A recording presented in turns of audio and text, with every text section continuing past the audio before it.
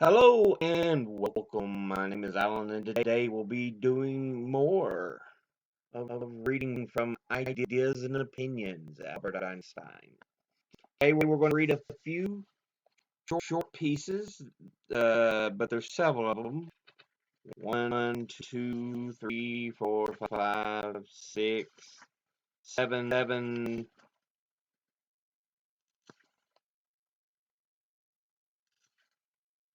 I think I've skipped pages here. There we go. 7 pieces, but none of them are overly long. Let's hop right into it. Working Palestine. Mein Bild Amsterdam Corridor Verlag, 1934. Among Zionist organizations, Working Palestine is the one whose work is the most direct benefit to the most valuable class of people living there, namely those who are transforming deserts into flourishing settlements by the labor of their hands. These workers are a selection made on the voluntary basis from the whole Jewish nation. An elite composed of strong, confident, and unselfish people. They are not ignorant laborers who sell their labor of their hands to the highest bidder, but educated, intellectually vigorous free men from whose peaceful struggle with a neglected soil the whole Jewish nation are the gainers, directly and indirectly. By lightening their heavy lot as far as we shall be saving the most valuable sort of human life. For the first settler struggle on ground not yet made habitable is a difficult and dangerous business involving a heavy personal sacrifice. How true this is, only they can judge who has seen it with their own eyes. Anyone who helps to improve the equipment of these men is helping on the good work at a crucial point. It is, moreover, this working class alone that has the power to establish healthy relations with the Arabs, which is the most important political task of Zionism. Administrations come and go, but the human relations that finally tune the scale in the lives of nations. Therefore, to support working Palestine is at the same time to promote a humane and worthy policy in Palestine and to oppose the effective resistance of those undercurrents of narrow nationalism from which the whole political world, and in a less degree the small political world of Palestinian affairs, is suffering. So yeah, Einstein talking about um, trying to resettle the Jewish nation, but trying to keep a cooperation with Palestinian people. Jewish recovery. Mein Weltbild Amsterdam Corridor Verlag, 1934. I gladly accede to your paper's request, and I should address an appeal to the Jews of Hungary on behalf of Karen Hajjasad. The greatest enemies of the national consciousness and honor of the Jews are fatty degeneration, by which I mean the unconscionableness which comes from wealth and ease, and a kind of interdependence on the surrounding Gentile world, which has grown out of the loosening of the fabric of Jewish society. The best in man can only flourish when he loses himself in a community. Hence, the moral danger of a Jew who has lost touch with his own people and is regarded as a foreigner by the people of his adoption. Only too often, a contemptible and joyless egoism has resulted from such circumstances. The weight of outward oppression on the Jewish people is particularly heavy at the moment, but the very bitterness has done us good. A revival of Jewish national life, such as the last generation could never have dreamed of, has begun. Through the operation of a newly awakened sense of solidarity among Jews, the scheme of colonizing Palestine, launched by a handful of devoted and judicious leaders in the face of apparently insuperable difficulties, has already prepared so far that I feel no doubt about its permanent success.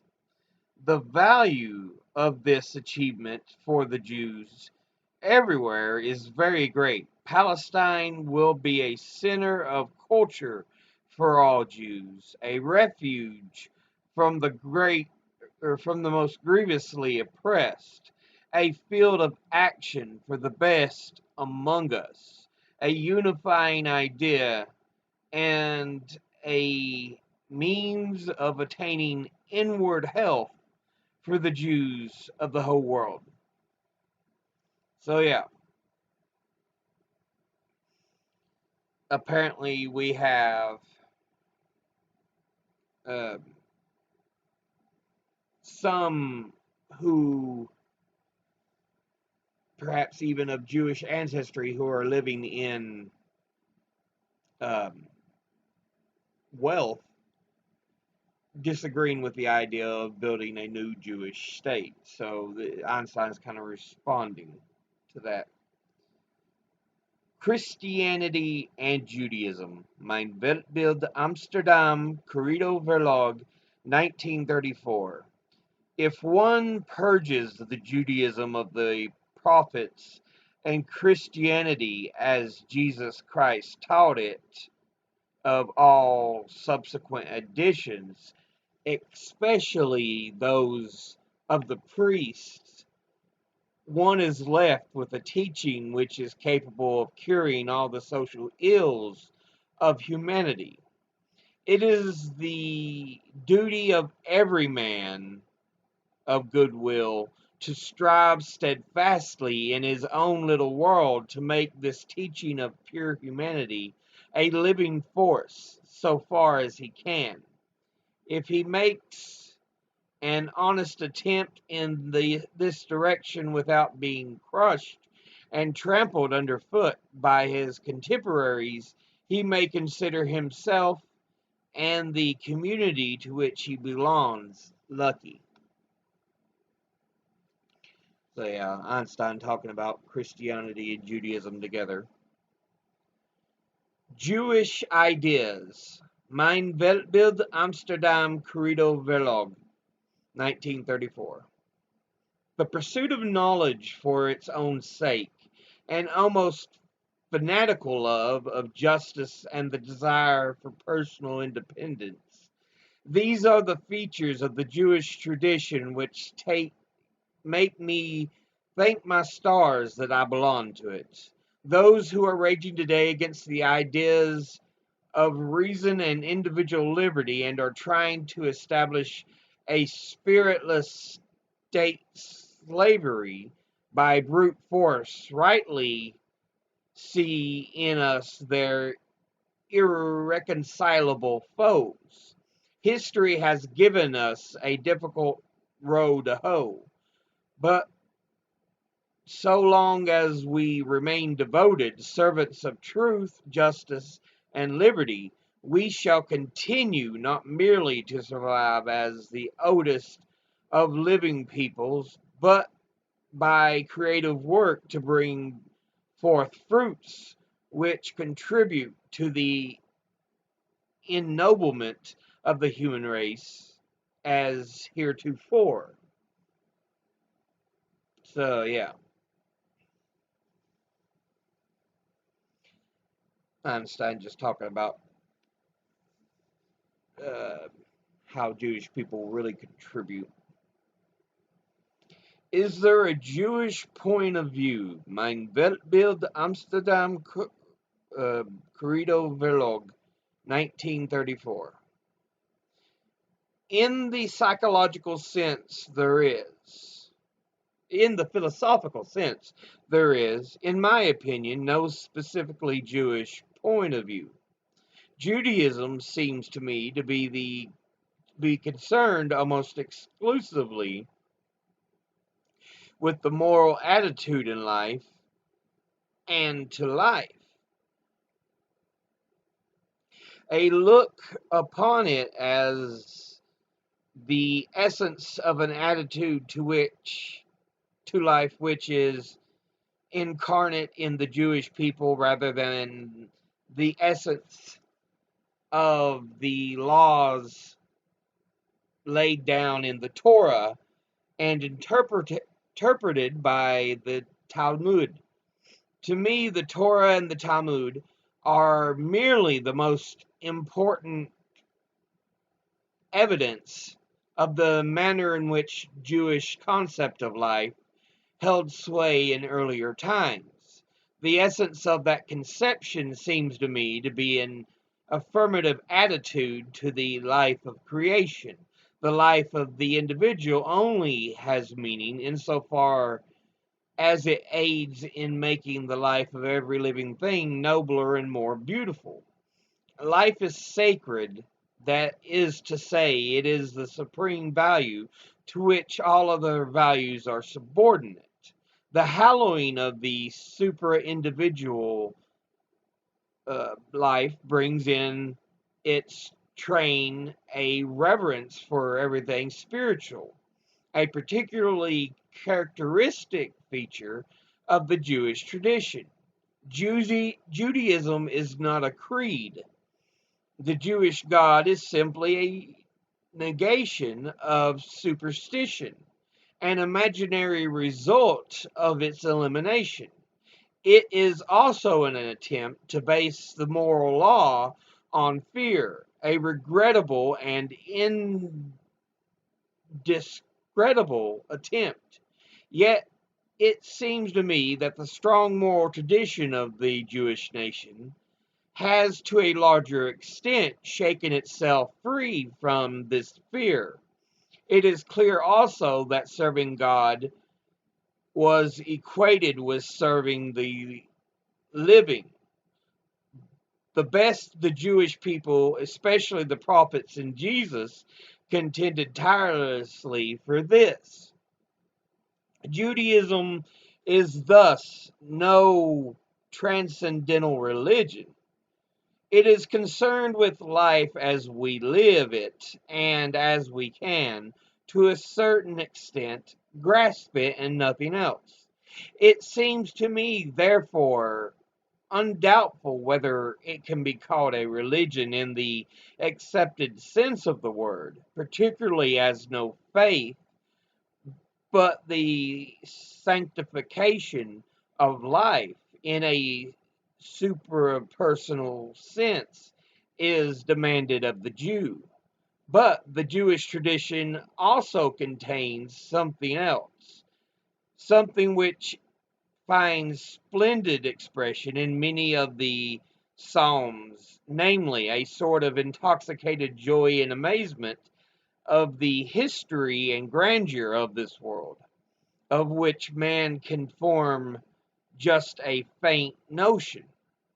This joy of the feeling from which a true scientific research draws its spiritual sustenance, but which also seems to find expression in the song of birds. To tack this feeling to the idea of God seems mere childish absurdity. Is what I have described a distinguishing mark of Judaism? Is it to be found anywhere else under another name? In its pure form, it is nowhere to be found, not even in Judaism, where the pure doctrine is obscured by much worship of the letter. Yet Judaism seems to me one of the purest and most vigorous manifestations. This applies particularly to the fundamental principle of the sanctification of life. It is characteristic of the animals that the animals were expressly included in the command to keep holy the Sabbath day. So strong was the feeling that the idea of all living things, the insistence on the solidarity of all human beings, finds all still stronger expression, and it is no mere chance that demands of socialism were the were for the most part first raised by Jews. How strongly developed their sense of sanctity of life is in the Jewish people is admirably illustrated by a little remark which Walter Raphael once made to me in conversation. When a Jew says that he's going hunting to amuse himself, he lies. The Jewish sense of sanctity of life could not be more simply expressed. So, yeah, Einstein talking about how he views the Jewish religion. Yeah,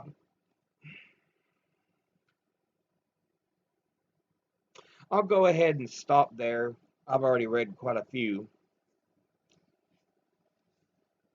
Put it in upside down.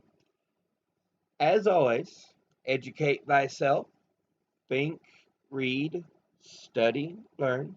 Someone tries to tell you something you have trouble believing, ask them to cite their sources. I'll see you all in the next video. Until then, later.